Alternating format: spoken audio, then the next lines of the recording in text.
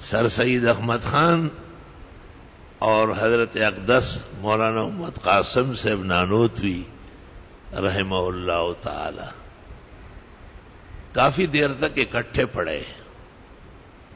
خاص کر دہلی میں مولانا مملوک علی صاحب جو بہت بڑے استاذ العالم تھے اور بہت ہی کوہ مشق مدرس سمجھے جاتے تھے،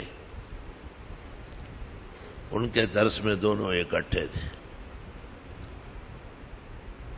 حضرت نانوتوی کی وفات پر سر سید احمد خان نے اپنے گزٹ میں جو کچھ الفاظ و جملے و فقرے لکھے ہیں وہ بھی اس کے مولانا سے گہرے روابط و تعلق و عقیدت کا غماز ہے. مولانا کی منزلت خوب جانتے تھے. لیکن سر سید کا یہ خیال تھا کہ بعض مسائل سے مسلمانوں کو ہٹنا چاہیے اور انگریز اور انگریزی اس میں گھسنا چاہیے. لوگ اس خیال میں ہیں. لوگ مثلا نہیں کہ پینٹ پتلون ٹھیک ہے ایک لباس ہے، ہماری ضرورت ہے. علماء اس قدر شدت تو نہ کرے کہ پینٹ پتلون کو دیکھ کے ناراض ہو جائے. اور ٹائی کبھی عیسائیوں کی علامت تھی، اب تو یہ انہوں نے ان کی جگہ لے لی نا، ان کے کاسلیس اور تالی چٹوں نے. تو یہ کہتے ہیں اس کو بھی کچھ نہ کہے. سر سید کا بھی مسلمانوں کی ہندوستان میں زبون حالی کی وجہ سے اس طرح کا کچھ مزاج بنا تھا.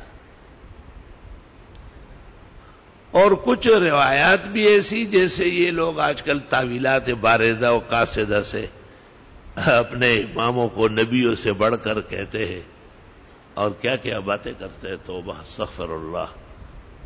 آخرت پر ایمان ہو تو آدمی بڑا محتاط رہتا ہے. توبہ.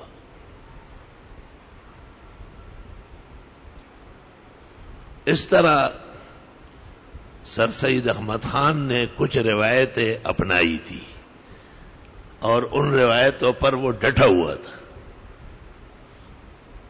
کہ چونکہ اسلام قیامت تک چلے گا تو بعض چیزوں میں ہمیں نرمی یا انگریزیت یا مغربیت یا یورپی طرز زندگی اپنانے میں کوئی حرج نہیں. مولانا محمد قاسم نانوتوی نے اس کے رد میں کتاب لکھی، اس کی تفسیر کے رد میں کتاب لکھی.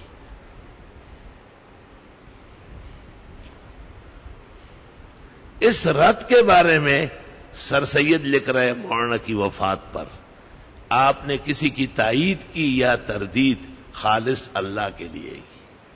سبحان اللہ. مولانا محمد قاسم نے رد کیا کہ آپ غلط باتیں کرتے ہیں. تو سر سید مولانا کی وفات پر لکھتے ہیں آپ نے زندگی بھر اللہ کی رضا اور اللہ کے خوف میں گزاری. چونکہ آپ اعلیٰ درجے کے عالم اور تقوادار تھے اس لیے دارالعلوم دیوبند کا معیار بن گیا کہ یہاں کا فاضل علم میں راسخ اور خدا سے ڈرنے والا. سر سید لکھ رہا ہے مخالف آدمی. اگر آپ نے کسی کی تائید کی یا تردید کی وہ بھی اللہ کی رضا کے لیے. آپ نفسانیت سے آزاد تھے. لا الہ الا اللہ. تو ایک مجلس میں دونوں اکٹھے بھی ہو گئے. حضرت مولانا محمد قاسم صاحب نانوتوی اور سر سید احمد خان ایک مجلس میں اکٹھے ہوئے.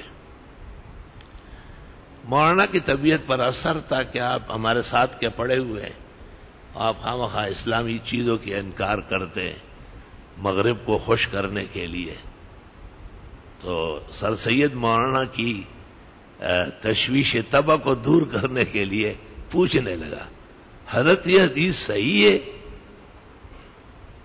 کہ جس جگہ جنوبی بیٹھا ہوا ہو اور نہایا نہ ہو اور نہانے کا وقت ملا ہو یا کتا پلا ہوا ہو